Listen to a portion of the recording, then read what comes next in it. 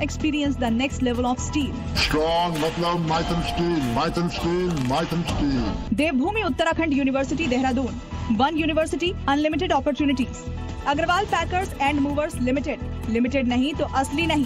9300-300-300. Patanjali Dant Kanti toothpaste. Complete oral health का सच. Doctor ortho Ayurvedic oil और कैप्सूल. अब दर्द भी घुटने देखेगा. शिफ्टिंग की टेंशन बड़े भैया है ना. अग्रवाल पैकर्स.in. GRS ग्रुप 9360014001 और SBI the banker to every Indian truly. नमस्कार, जी न्यूज देख रहे हैं आप. मैं हूं आपके साथ अंजीत और वक्त हो गया है टू द पॉइंट का. नमस्कार, मैं हूं आपके साथ आरजेसाई. बुलेटिन में सबसे पहले आपको दिखाते हैं 5 मिनट में 25 बड़ी खबरें. पेट्रोल की कीमतों में आज फिर से बढ़ोतरी. पेट्रोल 2 रुपए 61 पैसे हुआ महंगा. डीजल की कीमतें भी 2 रुपए 71 पैसे तक बढ़ी. 11 दिन में चौथी बार बढ़े पेट्रोल और डीजल के दाम. बढ़ती कीमतों के बीच पंजाब के मोहाली से ईंधन की कालाबाजारी का वीडियो वायरल. बानूर में पंप कर्मी ने पेट्रोल देने से इनकार किया. बिहार विधानमंडल कर्मचारियों के लिए बस सेवा शुरू. बिहार विधानसभा अध्यक्ष ने दिखाई हरी झंडी. बोले व्यवस्था से कर्मचारियों को लाभ मिलेगा. त्विषा शर्मा मौत मामले में सुप्रीम कोर्ट में अहम सुनवाई. त्विषा की सास गिरीवाला की अग्रिम जमानत पर आज जबलपुर हाईकोर्ट में होगी सुनवाई. नीट पेपर लीक मामले में आज सुप्रीम कोर्ट में एनटीए की खत्म करने की याचिका पर होगी सुनवाई.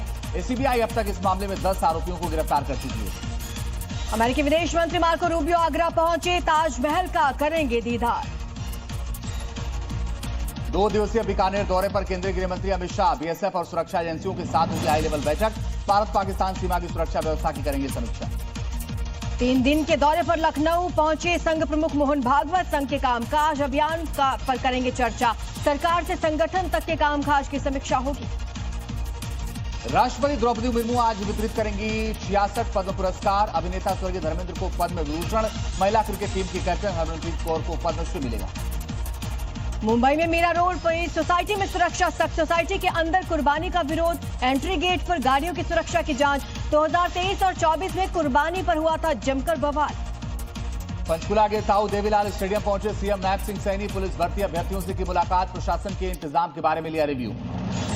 गोदावरी पुष्कर 2027 की तैयारियां शुरू हुई. डिप्टी सीएम पवन कल्याण ने की समीक्षा. जल प्रदूषण से प्रभावित क्षेत्रों का निरीक्षण भी किया. एमपी के धार में हाईकोर्ट के फैसले के बाद पहली बार आज गौशाला जाएंगे CM Mohan Yadav. Road show और दर्शन की तैयारियां तेज. गंगा दशहरा के मौके पर उत्तराखंड के गंगोत्री धाम में मंदिरों में विशेष पूजा. श्रद्धालुओं ने भागीरथी नदी में लगाई डुबकी. गंगा दशहरा के मौके पर उत्तराखंड के हरिद्वार में श्रद्धालुओं की उमड़ी भीड़. भक्तों ने हर की पौड़ी पर किया स्नान. मेघालय में प्रगति सैन्य अभ्यास जारी. 12 देशों के 400 से ज्यादा सैनिकों ने लिया हिस्सा. पहाड़ी इलाकों में रॉक क्राफ्ट, स्लिंग और फायरिंग ड्रिल्स का भी अभ्यास किया गया. कर्नाटक के भटकल में नदी में डूबने से 11 लोगों की मौत. सर्च ऑपरेशन में जुटी एनडीआरएफ की टीम. सीप इकट्ठा करने के दौरान डूबे थे 14 लोग. और अभी और तपेगा उत्तर भारत. आज से शुरू हुआ नौतपा. और चलेंगी गर्म हवाएं. बढ़ेगा तापमान. यूपी के कई जिलों में लू का ऑरेंज अलर्ट. श्रीनगर में हुई झमाझम बारिश. लोगों को मिली राहत. आसमान में छाए काले घने बादल. बिहार के सीतामढ़ी में हाईकोर्ट के आदेश के बाद बुलडोजर कार्रवाई. अवैध कब्जे को हटाकर जमीन को मुक्त कराया गया. एक्शन के दौरान भारी विरोध भी हुआ. अलीगढ़ में मुठभेड़ में ढेर हुए 50-50 हजार रुपए के 2 इनामी बदमाश. दोनों पर अलग अलग इलाकों में करीब 18 महिलाओं से लूटपाट का था आरोप. मुठभेड़ में 2 पुलिसकर्मी भी हुए घायल. चीन के निंगुआंग में भारी बारिश का कहर. सड़कों पर भयंकर जल भराव. कई इलाके पानी में डूबे. बारिश के बाद जनजीवन अस्त व्यस्त. जापान के ओकिनावा प्रांत में मूसलाधार बारिश का प्रकोप. समंदर बनी सड़कें. रिहायशी बस्तियों में घुसा पानी. अलर्ट जारी. अमेरिका की टेक्सास में तूफानी हवाओं का कहर. सड़कों पर बचाव करते दिखे लोग. मौसम विभाग ने भारी तूफान और खराब मौसम का अलर्ट जारी किया. और अमेरिका के इंडस्ट्रियल एरिया में लगी भीषण आग. कमर्शियल बिल्डिंग में भड़की आग. आसमान में उठा काले धुएं का गुबार. बड़ी खबर से शुरुआत करते हैं. जयपुर से दिल दहला देने वाली खबर आई है. अनु मीणा नाम की महिला ने सुसाइड कर लिया है. बताया जा रहा है कि पति की प्रताड़ना से तंग आकर इस महिला ने सुसाइड किया. बच्चे के सामने पति पीटता था. सीसीटीवी में मारपीट के सबूत भी दिखे हैं. वीडियो में अनु पर थूकता भी दिखा पति. और अब अनु ने सुसाइड कर लिया. बताया जा रहा है कि पति की प्रताड़ना से तंग आकर जयपुर की अनु मीणा ने सुसाइड कर लिया है. कुछ वीडियोस भी सामने आए हैं. इसके आपको बता दें बड़े आरोप इसके पति पर लग रहे हैं. इन वीडियोस में पत्नी पर थूकता हुआ नजर आया है. यह आरोपी मारपीट करता हुआ नजर आ रहा है. देखिए. ये वो सीसीटीवी तस्वीरें हैं जिसमें तमाम सारे सबूत कैद हैं। और ये देखिए कैसे सीसीटीवी घर में था और इसमें बताया जा रहा है कि मारपीट हुई है। देखिए कुछ तोड़ता हुआ नजर आ रहा है ये शख्स, और टीवी तोड़ता हुआ ये शख्स घर में नजर आ रहा है। बाहर से आता है और इसने टीवी को तोड़ा, और बताया जा रहा है कि ये देखिए मारपीट का एक वीडियो अब आपके सामने है, कैसे बेरहमी से मारपीट की जा रही है। ये जो तस्वीरें हैं ये सीसीटीवी तस्वीरें घर के अंदर की हैं, जहां मारपीट का ये पूरा मामला सामने आया। महिला सिर पकड़कर बैठी हुई है और उसके बाद बवाल होता है। तो ट्विशा शर्मा के बाद और दीपिका नागर के बाद अब ये अनु मीणा का केस चर्चा में है। अनु मीणा ने आत्महत्या कर लिया। बताया जा रहा है कि पति मारपीट करता था। कुछ वीडियो सामने आया, वीडियो में देखिए कैसे ये मारपीट कर रहा है। बच्चा इस कपल के सामने है, लेकिन बावजूद इसके किस तरीके से मारपीट की जा रही है। पत्नी नीचे फर्श पर बैठी है, बच्चा सामने है, लेकिन ये शख्स जमकर मारपीट कर रहा है। तो बड़ी बात यह है कि आप ये देखिए कि कैसे ये जो लाल सर्कल है इसमें आप देखेंगे कि कैसे एक महिला के साथ, जिसका नाम अनु बताया जा रहा है, उसके साथ मारपीट हुई है। और इतना ही नहीं, आप ये देखिए महिला सर पकड़ के रोती हुई नजर आ रही है। देखिए महिला सिर पकड़कर, और ये देखिए जाता है टीवी को कैसे तोड़ता है ये शख्स। और ये जयपुर की पूरी कहानी है जहां अनु मीणा के साथ ही प्रताड़ित करने वाला पूरा मामला रंजीत, मानसिक स्थिति का अंदाजा लगाया जा सकता है। इस महिला की पत्नी पर बच्चे के सामने थूक रहा है, मारपीट कर रहा है ये शख्स।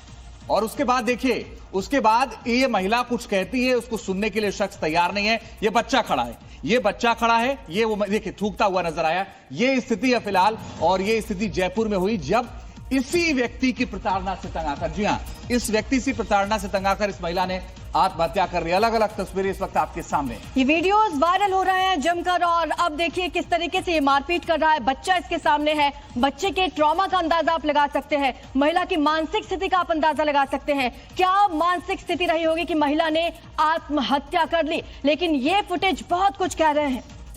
जी हाँ, अलग अलग तस्वीरें बताने के लिए काफी थी कि क्या। ये देखिए टीवी को तोड़ा, पहले इस शख्स ने टीवी के वायर को खींचा, उसके बाद आगे बढ़ता है, महिला के साथ मारपीट करी। देखिए महिला जाती हुई नजर आ रही है, और अब देखिए कैसे वो जो बच्चा है वो महिला को बचाने की कोशिश करता है। वहां पर खड़ा है बच्चा, उसके साथ मारपीट की जाती है महिला के, अनु जिसका नाम बताया जा रहा है, और उसके बाद उसके ऊपर थूका जाता है। और इन्हीं सब पति की हैवानियत से तंग आकर अनु ने खुदकुशी कर ली, जान दे दिया। तो खुदकुशी करने वाली अनु मीणा को उसके पति ने पीटा था। अनु के बेटे का बड़ा खुलासा हुआ है, फोन पर लड़ाई हुई थी, ऐसा बेटे ने बताया है। मां ने बाहर जाने के लिए कहा, पापा आए तो मुझे गड़बड़ लगी, उन्होंने टीवी पर मुक्का मारा। ये बेटे ने खुलासा किया। बेटा अभी छोटा है, लेकिन उसने जो बताया वो सबको चौंकाने वाला है, क्योंकि उसने बताया कि क्या कुछ हुआ था। पता नहीं, ऐसे फोन पे कुछ बातें हुई थी कि लड़ाई की, लेकिन मम्मा ने तो ऐसे बोला, मुझे बोल दिया था कि बाहर जाओ। जब वो आए थे ना, तब मुझे थोड़ा सा गड़बड़ लगी। जब मैं घर पे गया ना, तो उन्होंने टीवी पे ऐसे जोर से मुक्का मारा, पर बाद में लड़ाई होने के बाद उसको टीवी को तोड़ दिया। ये टीवी टूटने का इंसिडेंट मम्मा ने मना कर रखा था कि, और बोलते थे कि ये बॉल से टूट गया। सबको ऐसे ही बोलते थे। मम्मा को भी मारते थे। मम्मा को भी ऐसे मारते थे। वो मानसिक, शारीरिक और पूरी तरह से टूट चुकी थी अपने पति के अत्याचारों से, मारपीट से। वो दारू का इतना आदी हो चुका था कि सुबह से ही दारू पीना शुरू करता था, और अपने बच्चों को और अपनी पत्नी को बहुत परेशान करता था। अपने बच्चों के सामने उसने, आपने देखा होगा वीडियो में, कैसे किस तरीके से मार रहा है, मुंह पे थूक रहा है। लेकिन मेरी दीदी उसके हर सहन करती गई।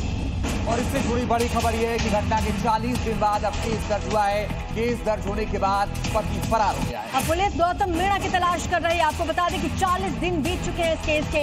अब जब 40 दिन हो गए तो पति फरार चल रहा है। फिलहाल पुलिस की टीमें गठित कर दी गई हैं उसकी तलाश के लिए, लेकिन केस दर्ज होने के बाद से ही ये फरार चल रहा है। हालांकि बेहद अहम सबूत है जो आपकी स्क्रीन पर अभी वीडियो चल रहा है, उसमें मारपीट करता हुआ ये शख्स नजर आ रहा है। आशुतोष हमारे सहयोगी जयपुर से ज्यादा जानकारी के लिए सीधे जुड़ रहे हैं। आशुतोष, क्या था ये पूरा मामला? कितने दिनों से महिला के साथ मारपीट हो रही थी? देखिए, ये मोहाना थाना क्षेत्र जो कि जयपुर का है, यहाँ 7 अप्रैल को ये घटना पूरी घटित हुई थी, क्योंकि परिवार पे एक बड़ा आघात लगा था, परिवार उन सबसे जूझ रहा था। लेकिन अन्नू मीणा के मोबाइल में जो वीडियोस मिले, जो साक्ष्य मिले, वो बेहद चौंकाने वाले थे, जिसके बाद में जो परिवार वाले थे उनके सामने एक एक करके खुलासे होते चले गए। बहुत सारे ऐसे रिकॉर्डिंग्स जो हैं वो अन्नू के मोबाइल में मिली, जिसके आधार पे अब उनके परिवार वालों ने मोहाना थाना क्षेत्र में 15 मई को ये केस दर्ज कराया है। और हैवानियत और क्रूरता दोनों वीडियोस के अंदर बहुत साफ साफ दिखाई दे रही हैं। इस पूरे मामले में अगर अभी तक पुलिस जांच की बात की जाए तो एफएसएल ने, फॉरेंसिक की जो टीम है, उसने मौके से जो साक्ष्य हैं वो जुटाए हैं। अन्नू के जो परिवार वाले हैं उनके जो बयान हैं वो दर्ज किए जा चुके हैं, लेकिन आरोप बेहद गंभीर है। ऐसा पहली मर्तबा नहीं था जब अन्नू के साथ में मारपीट की गई हो। जो मार्च का जिक्र किया जा रहा है, जो वीडियो सामने निकल के आया है, वो पहली मर्तबा कतई नहीं था। उससे पहली बार भी ऐसा कई बार हुआ था। यहाँ तक कि दहेज की डिमांड भी की जाती। परिवार के, अन्नू मीणा के जो परिवार है, उनके बेहद गंभीर आरोप है। उन्होंने कहा कि शादी में, क्योंकि ये सरकारी मुलाजिम है, PWD डिपार्टमेंट के अंदर ये इंजीनियर है, करीब 60 लाख का जो एक लंबी चौड़ी जो राशि है वो खर्च की गई थी शादी पे, उसके बावजूद भी उसको परेशान किया जाता था। शराब पीकर अक्सर मारपीट करता था। आशुतोष, आप नजर बनाए रखिए इस केस पे। तमाम अपडेट्स हम आपसे लेते रहेंगे। फिलहाल शुक्रिया आपका इस तमाम जानकारी के लिए। और आइए खबरों में आगे बढ़ते हैं। अगली खबर मुंबई के मीरा रोड से है, जहां इस साल भी बकरीद से पहले तनाव की स्थिति बनी हुई है। दरअसल यहाँ की एक सोसाइटी चर्चा का विषय बनी रही। अब 3 साल पहले वहाँ पर हंगामा हुआ था, उसी के चलते इस साल पुलिस ने सोसाइटी में सुरक्षा को सख्त कर दिया है। एहतियातन पुलिस का फ्लैग मार्च निकाला गया। एंट्री गेट पर गाड़ियों की जांच की जा रही है, ताकि कोई भी शख्स बकरा सोसाइटी में न ले जा सके।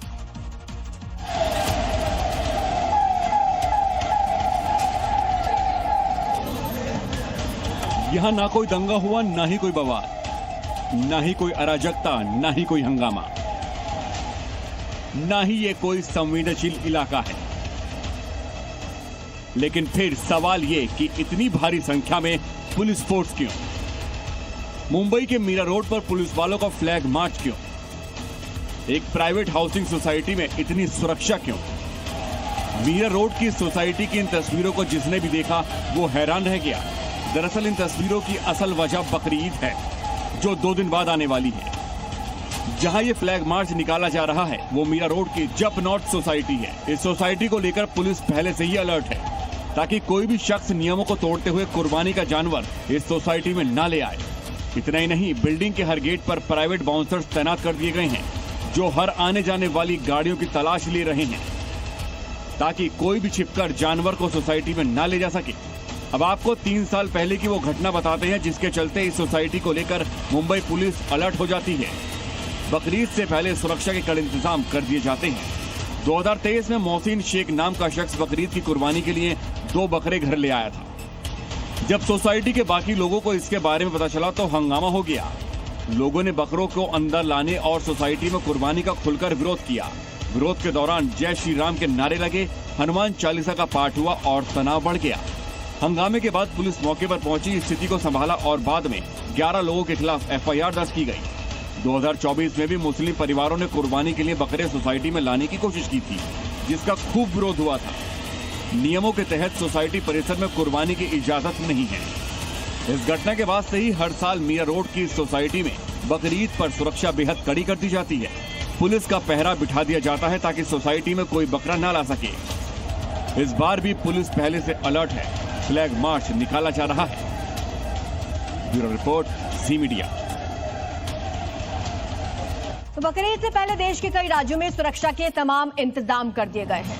सीएम योगी ने साफ कर दिया है कि सड़कों पर नमाज नहीं होगी।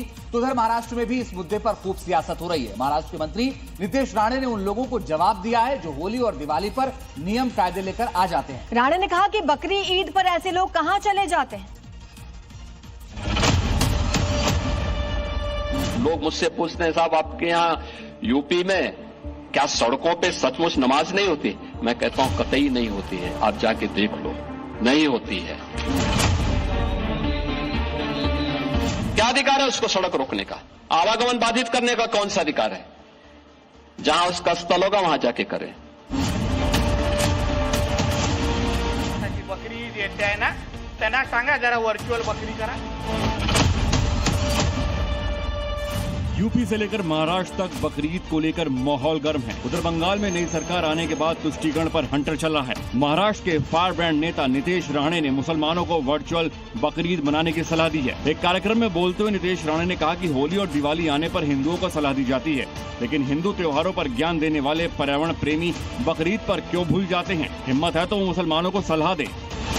पुढे आमचे होळी आले, होळीचा सण आला, दिवाळी आलं तर पर्यावरणपूरक होळी मनवा, ड्राय होळी मनवा, फटाके वाजवू नका. मग आता जी बकरी ईद येते आहे ना, त्यांना सांगा जरा व्हर्च्युअल बकरी करा. वहीं महाराष्ट्र सरकार ने गौ तस्करी और गौ हत्या पर नकेल कसने के लिए सख्त सरकारी आदेश जारी किया है। इस आदेश के तहत संगठित रूप से गौ हत्या या तस्करी करने वालों पर अब मकोका के तहत कार्रवाई होगी।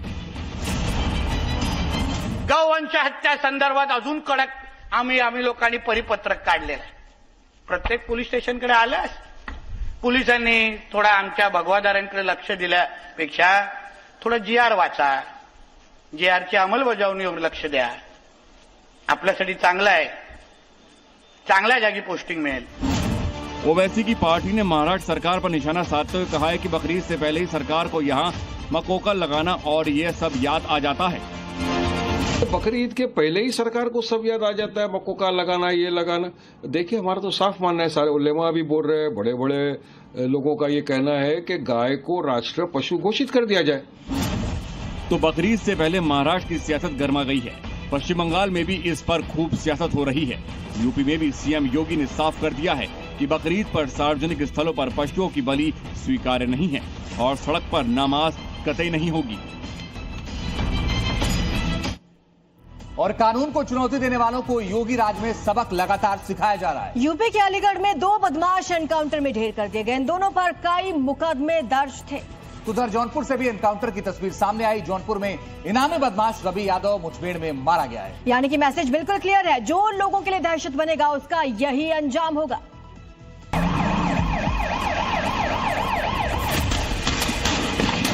इंसेफ्लाइटिस का उन्मूलन हो, विकास के कार्य हो या माफिया मुक्त और दंगा मुक्त प्रदेश बनाने का कार्य या उत्तर प्रदेश के अंदर किया गया है। इन दोनों बदमाशों को भी यमराज अपने साथ ले गए। योगी राज में इन दोनों ने अपराध करने की जरूरत की थी। महिलाओं से तमंचे के बल पर लूट की वारदात को अंजाम दिया था। 1 दर्जन से ज्यादा घटनाओं में ये दोनों बदमाश शामिल थे, लेकिन अलीगढ़ में हुए पुलिस के साथ एनकाउंटर में दोनों मारे गए। एसएसपी के मुताबिक दोनों बदमाशों पर 50-50 हजार रुपए का इनाम था। एक आरोपी हापुड़ का रहने वाला है। हापुड़ के रहने वाले रजा मोहम्मद पर 40 आपराधिक मुकदमे दर्ज थे। गैंगस्टर एक्ट के साथ ही 28 लूट के मुकदमे में वो शामिल था, जबकि दूसरा बदमाश मुबीन 27 आपराधिक मुकदमों में फरार था, जिसमें से 18 मुकदमे लूट के थे। यूपी के जौनपुर में भी रवि यादव नाम का बदमाश एनकाउंटर में ढेर हो गया। रवि यादव दूल्हे हत्याकांड का मुख्य आरोपी था। पुलिस के साथ फायरिंग में रवि घायल हो गया। उसे अस्पताल में भर्ती करवाया गया, जहां डॉक्टरों ने उसे मृत घोषित कर दिया। रवि यादव आजमगढ़ के सोंधी गांव का रहने वाला था। उस पर 1 लाख रुपए का इनाम घोषित करने के बाद पुलिस की टीमें लगातार उसकी तलाश कर रही थी। इस मामले में 3 नामजद आरोपी हैं। तीनों पर 1-1 लाख रुपए का इनाम है। 1 मई को उन्होंने दूल्हे की कार रुकवाकर गोली मारकर हत्या कर दी थी। यूपी में गुंडागर्दी, बदमाशी और माफियागिरी बिल्कुल बर्दाश्त नहीं है, और जो भी ऐसा करने की हिमाकत करता है, लोगों में दहशत पैदा करने की कोशिश करता है, उसे योगी फोर्स गोली से जवाब देती है। सीएम योगी का साफ कहना है कि यूपी में अपराध और अपराधी के लिए कोई जगह नहीं है। या तो वो अपराध छोड़ दे या फिर उत्तर प्रदेश। और ऑपरेशन 84 के तहत उत्तर प्रदेश के शाहजहांपुर में भी पुलिस ने एक बड़ा ऑपरेशन चलाया। अपराधियों की धरपकड़ शुरू कर दी। या 24 घंटे में 84 शातिर अपराधियों को पुलिस ने दबोचा। तो उधर मथुरा में 3 बदमाश पुलिस की गोली लगने से घायल हो गए। कानपुर में भी एनकाउंटर हुआ। तस्वीर सामने आई, हमारी ये रिपोर्ट देखिए।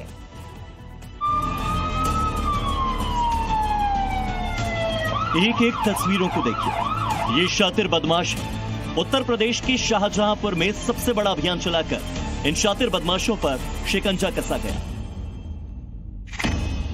1 नहीं 2 नहीं बल्कि कुल 84 वांटेड अपराधियों को पुलिस ने गिरफ्तार किया।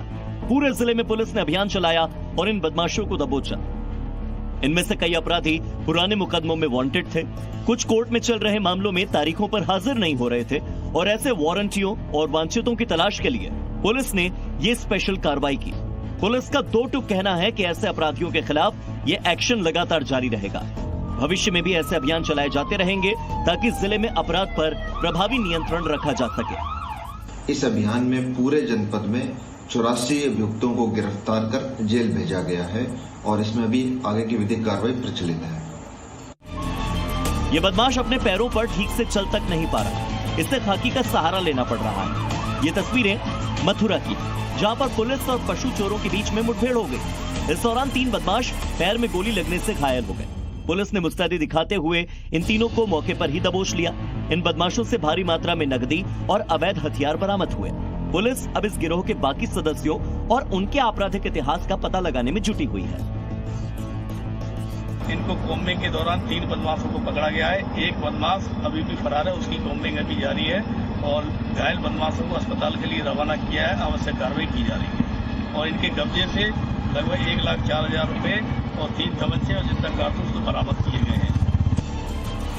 इधर कानपुर में एनकाउंटर के दौरान पिता पुत्र की हत्या करने वाले आरोपियों को भी पुलिस ने दबोच लिया। आरोपियों ने पिता पुत्र की सड़क पर पीट कर हत्या की थी। बाइक चक्कर लगने पर दबंगों ने खौफनाक वारदात को अंजाम दिया था। घटना के समय लोगों ने एक आरोपी को पकड़ लिया और पुलिस के हवाले कर दिया, जबकि 2 आरोपी उस वक्त मौके से फरार हो गए थे। फिलहाल पूरे प्रकरण में 3 अभियुक्त पुलिस द्वारा गिरफ्तार किए गए हैं और इसमें विधिक कार्रवाई की जा रही है। अपराध और अपराधियों को खत्म करने के लिए उत्तर प्रदेश पुलिस ने प्रण ले रखा है। शहर शहर एनकाउंटर और बदमाशों के खिलाफ एक्शन साफ बता रहा है कि यूपी में इनकी कोई जगह नहीं है। जो भी योगी फोर्स को चुनौती देगा, कानून को तोड़ेगा, योगी राज में खौफ पैदा करेगा, उसे योगी फोर्स छोड़ेगी नहीं। Bureau report, Zee media. To the point में हम दोनों के साथ फिलहाल इतना ही। खबरें जारी, आप देखते रहिए जी न्यूज़।